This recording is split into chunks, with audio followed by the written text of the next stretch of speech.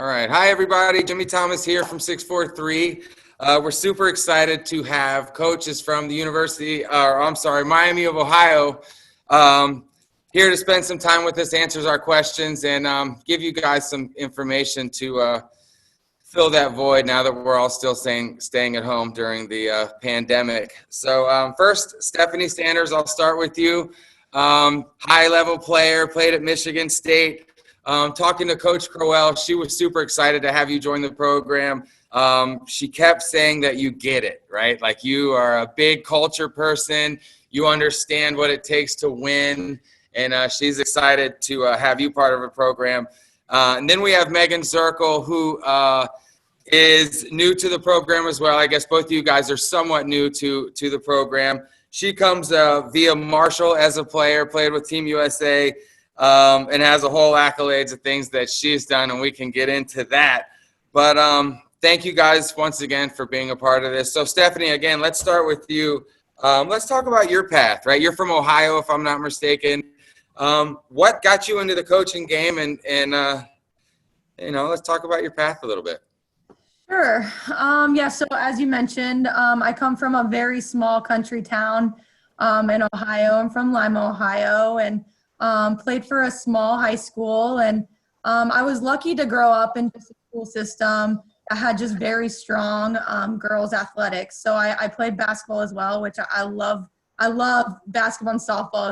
Those are my passions. And really, I was just developed at such a young age. I mean, it was just the moment I could pick up a ball, I wanted to play.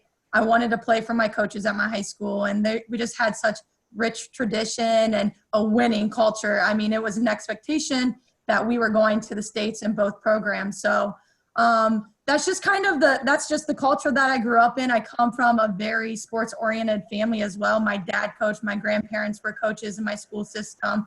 And really, I just grew up in the gym, on a ball field, anything that involves sports. That's what I was involved with and what my family was involved with. I have an older sister that played college softball. A younger brother played football and baseball in college. Dad played baseball in college. So it was kind of like my destiny to kind of, do this whole sports thing my whole life. I ended up doing all the traveling, travel softball, and finally get to college, Michigan State, and play for Jackie Joseph. And I really loved what Coach Joseph was all about. Obviously, we wanted to win games, but she really invested in us as women and really prepared us for reality, for what the real world will be like. And I just thought, how cool is that you can use sports to just teach so many life lessons and to prepare you for life beyond the softball diamond. And I know, like Morgan, she's still playing professional softball, but not all of us are as lucky or as good as she is. So, I knew at some point softball was going to end, and I knew I needed to be ready, for life after that. And that's what she did. And so that's really what sparked my interest even more into coaching, coaching collegiately. I love the atmosphere that college athletics, provides. And I just think that nothing can prepare you more than playing collegiately. So I'm super lucky to be a part of Coach Crowell and her program and work. I've worked with other coaches and working with Morgan now, and just the whole department in a whole. I mean, talk about everybody just so passionate about the same vision for student athletes all together, and obviously for us, for women, for young adults. It's just so unique.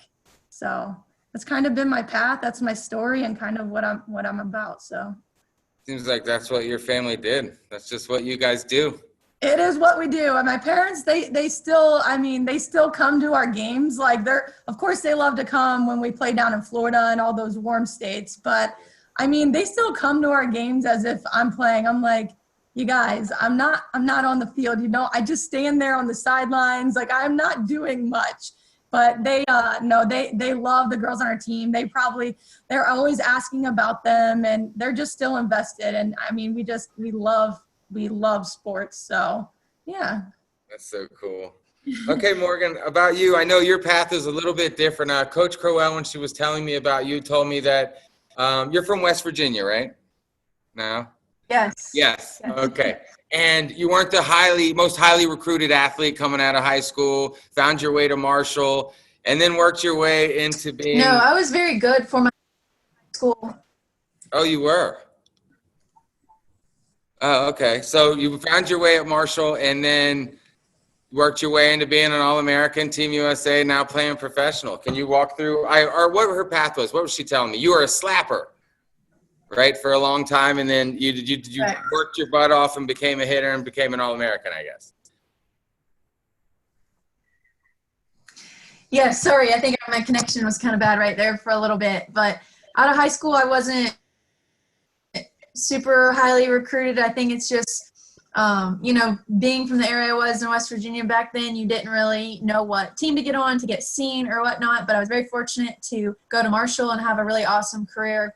And like you said, work my butt off during those 4 years to improve a lot during that time and not be satisfied with where I was at. But that helped me to get exposed more to Team USA and different opportunities, and lucky enough to get drafted out of college my senior year. So super fun times, and I think I just want to continue to improve in our sport now in the coaching side and continue to learn. And was able to do that under Coach Stanton at Indiana as a graduate assistant, and then now as an assistant coach under Coach Crowell. And it's been a really good experience so far. Cool. So you're like in a unique situation. When I was reading your bio, I noticed that you're still playing, obviously. So it's sort of like a player in a weird respect. So how is it managing your time and managing being a player and a coach at the same time, trying to pull that off? I would say it's definitely a unique challenge, one that I'm blessed to have, to be able to still play. And that was a huge reason for wanting to come to Miami, is Coach C was willing to work with me and get through that, and at the same time, provide me with training opportunities while I'm coaching. So that is different after our practice. Sometimes I have to go and get my hitting in with Sanders or Coach C. But you have to be able to balance both. And something I'm still, learning how to do, as this was my first year and not really even a complete first year. So yeah, it's definitely a fun challenge though to have, and I'm excited to hopefully be able to play a little and then handle, recruiting on top of that. So we'll see how it goes. Okay, cool. So you mentioned that, kind of a full first season. So what was that like? And I guess either one of you guys can jump in. You just had to hit the brakes, right? Right in the middle of the season, send everybody on their way. It was kind of never happened before like this before. What was that like? I mean, what's the message to the players when you're like, go home and I don't know what's next? I mean, what do you do? It was a very strange day. We actually started the day off, we were supposed to host Michigan State in a 3-game series at home that weekend. So it was a Thursday. Morgan and Coach C and I were sitting down going over the scouting report for Michigan State. And in the meantime, Coach C was on the phone with Coach J, just going back and forth about changing some game times because of some weather issues and all of that. And then about an hour later into the day, Coach J calls and says that the Big Ten, they're not allowed, they're, suspending travel and competition. And then it turned into the MAC suspending competition. And then almost 3 hours later, the NCAA did their thing. And, obviously we were just kind of in shock and sitting there and we're like, okay, well, what does this mean? Suspending, like what? That's all it was a suspension at that time. And so we pulled our team together and, Coach C did, the best that she could in delivering that message to our girls. They were just finishing up a lift. And we kind of left it as, let's just kind of take the weekend, because at that time we're still suspended. So still hoping that maybe, we can come back in like a month or so. I think they did put like the suspension till like March 30th, Coach Circle, if you remember. But, and then it was like 2 days later, it ended up just canceling. So it was heartbreaking, just odd. And like you said, it was just so sudden, and it was like, okay, well, we'll be in touch with you guys. If you guys are leaving campus, let us know. And obviously we're here for you guys for whatever it is that you need. And that's how we left campus. Coach Circle, I don't know if you have any other memories to share about that day. I mean, it was definitely a tough time of unknown, just taking it day by day or really minute by minute to see what update we got from other people. And I think we're still doing that to some extent throughout this whole period. We've just kind of been waiting for answers and, okay, what happens on a national level and then in our state and our university. And we continue to do that and see, you know, what's going to eventually open up. But it's definitely been a day by day process and waiting to find answers and just figure out the best course of action for each day and trying to plan moving forward, but not plan too much because we don't necessarily have those answers. So it's definitely been interesting. Which Coach C is a planner. So us not able to plan is like absolutely making us all be extremely adaptable and flexible. Yes. But I will give all the credit in the world to our girls. We're just really lucky that we have awesome student athletes that, I mean, they've handled this far better than I think maybe I would have as a student athlete or, you know, somebody their age. And they just keep rolling with it. I mean, we meet weekly, bi-weekly and on Zoom, and we try to have fun with it. And they're doing their own thing with accountability partners and calling, FaceTiming, just trying to stay connected while being states apart, you know, and we're supposed to all be on the field together. So, I mean, they've just been absolute rock stars. So we've been lucky, absolutely, in that sense, at least. It's cool to hear you say that because I think a lot of coaches are unsure as to what to do or how to handle all this right now. And they're having Zoom calls with their team and trying to keep them upbeat and positive. And, you know, at least they can look at this and say, hey, you know, D1 programs are doing the same thing. You know, it's unprecedented for everybody. So, you know, communicating and reaching out and letting them know you love them, I think is probably just as important as anything, right? Absolutely. Yeah. And that's honestly been our main message. It's just, we really aren't talking X's and O's or hitting or anything like that. It's truly just being there for each other and, you know, just staying connected and just having conversations and being present with each other. That's, you know, been our main goal. So. Right. And then, so, you know, this might be a tough one, but what is your message to like a junior or senior in high school that season just got put on the brakes and they had this vision of playing at the next level, whatever level it is, but they wanted to play at the next level. And all of a sudden it's like, oh man, we're in this unprecedented time. I don't know what to do, you know? I think, I mean, for us, we're, you know, obviously we are not physically at a field able to sit behind a fence and watch them play. And I mean, I do feel for all the high school athletes that had, or even those seniors that just, like you said, they didn't have their season at all. And so that's absolutely heartbreaking, but you know what, everybody in the country is in the same boat and you can still get a work in. There's still open parks. You can find your driveway. I mean, our girls are doing the same thing. Just you can always adjust and adapt, even if it's throwing a bouncy ball, even if, I mean, some of our girls have no equipment or front tossers or whatever. So it's just being super creative, but still just at least just still working. You know, I know other states are opening up and some are able to compete. Some aren't. There are tournaments going on in other states and all that. And you know what? If you're able to play. You know, we're watching. I know they're streaming. We're still watching. We still are looking at your Twitters. We're still looking at all your emails, your videos that you're sending. So your work is counting. It counts.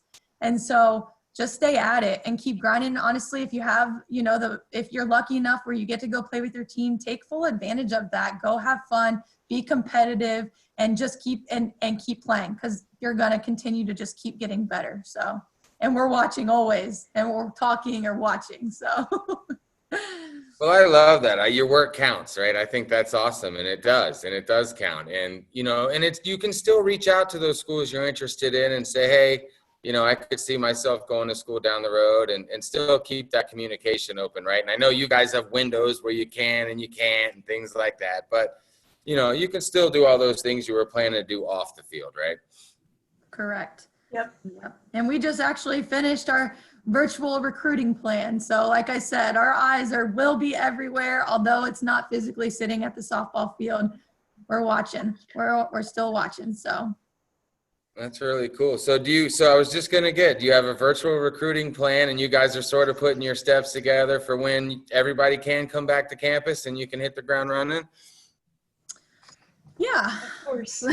I think we have one plan and we have some backup plans, and we're definitely preparing, I think, for any scenario, but hopefully to be as normal as possible. And like Coach Sanders said, we'll still be recruiting and watching players. It just won't be in person. So I think that's, it's different, but it also opens up, some unique opportunities to maybe send more personalized videos, and we'll be watching that, and maybe even recruit in games or at tournaments that we wouldn't normally, be at in person, because I can watch a video from one tournament and another video from another tournament, whereas if we were in person, we'd only be able to be at one location at once. So, there are positives you can find in any situation, and we'll still be watching. So it's all. Right.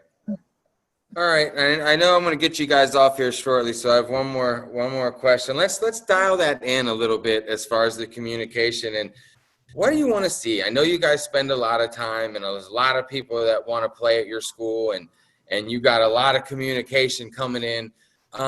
What does the perfect email or video look like? What do you want to see? Obviously, you don't want to see a 30-minute video of every at bat the girls taken for the last 3.5 years, and and all this craziness. What does the perfect package look like?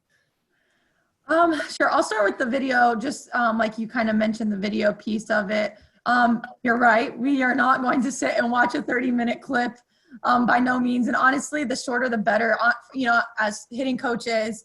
We like to see, your angle, a couple swings from the side, and then I even sometimes like to see some swings from behind as well. So, if that's 5 or 6 swings, along with that, I also like to see when the front tosser isn't just pitching the ball right down the middle. I want to see maybe some pitches being hit in different locations, or not, or see how, even if they hit a bad one, I don't want to see all the good clips. I want to just see your full 5 to 6 swings or 7 swings, however many. I want to see the full clip, because if I see a bad swing and then your next swing's great, that's going to be more telling to me that, hey, oh, look at that adjustment she was able to make from pitch to pitch, as opposed to, oh, she's just showing me 5 of her perfect swings that Sure, yeah. that's not hitting. And we know that. None of our hitters are perfect. Coach Zirkle is not a perfect hitter. I never was a perfect hitter. We don't expect that. So, and what's important to us is your ability, honestly, as a hitter, to make adjustments and how quickly you can make them. So, like you mentioned, short clips, you don't need a bunch of swings, a couple good angles. As far as defensively, same thing. Just show us a couple different routes, 5 or 6, have us show us where you're throwing to and actually throw it. I want to see a full rep, not just to field it. Sometimes they toss it off to the side. I want to see you actually making a play. You don't have to see the first baseman or whatever always, but I want to see what kind of speed you actually move at. So, Coach It doesn't have to be actual game footage then, right? It can be you outside getting some work with your dad. Absolutely. And actually, we would prefer that over game. Great. Yeah, That's we good would prefer that. An at bat here and in a game is okay, but we prefer to see more so film with your dad than, even if it's on an iPhone, doesn't even need to be fancy at all. Easy. Everybody can do that. So that's great. Yeah, it's so easy to cut clips now with an iPhone. And you can not even cut per rep. Like she said, put the camera going for 30 seconds and give us 5 swings and see what that looks like. If there is some game footage, I think it's important to cut that and show, you or certain clips or whatnot, or like Coach Sanders said, we like to see, multiple reps. Yeah. And then obviously the pertinent information, GPA, school, club team, all that good stuff. And then make sure it's not some generic email that you blasted to 100 colleges, right? Because I know that mistake gets made. I can't believe it does, but it gets made, right? It does get made, absolutely. And I mean, we can tell. And to be honest, sometimes I can tell when your parents are writing the emails. And I just think it's just, and I get it. Like we both went through the process. And I mean, my dad would have to sit me down upstairs and say, you are writing 10 emails tonight. And I dreaded it. Or you're calling 5 coaches tonight. Hated talking on the phone. I was shy. But I will say that process, by just my parents making me actually do it, it made me grow up and, kind of just mature, and it helped me, so I would highly recommend parents having your daughters actually do the communicating and the speaking and the calling and the email writing. And obviously they can be there. Parents can always be there for some guidance to help make some corrections or whatever. But as far as what the body of the email, yeah, absolutely. Get us your grade point average, your high school, your travel ball coach's information, your high school statistics, your travel ball statistics. It doesn't need to be a real lengthy email. I would put maybe what you're looking to major in there, because hey, maybe our school, that's going to show us if you've done your research. We might not even offer that. So just, it doesn't need to be really lengthy. We don't like lengthy, but we like just kind of the facts, the important facts. So Coach Circle, I don't know what you have to add. No, I would say that, we've gotten some funny, interesting emails through the time, as I'm sure some other more experienced coaches have definitely got their full share of interesting emails. But keep it short, make sure your grad year is attached so we can catalog those in our records appropriately. Maybe make sure that's in the subject line. But same thing she said, short, right to the point. And show us, you're actually interested in our school. You want to come to Miami, you've spelled our names correctly, and you're taking control of your future. I think how she mentioned, it's players, it's your future, and you have to be the one to really take control of it. And don't make any excuses that you can't play right now. There's always something you can be doing. I think that's a great message and a great thing to end on. Right? There's always something you can be doing. And I loved also the message from earlier that your work is always worth it, right? It never goes for naught. So that's all I got, unless you guys have something to add. I don't want to keep you. I know you guys are busy. Again, Stephanie Sanders, assistant coach, Morgan Zirkle, assistant coach, Miami of Ohio, playing for Coach Crowell. Guys, thank you so much. I appreciate you being a part of it, and I look forward to you guys having a presence at 643 and here in the DMV down the road. Thanks for having us. The opportunity.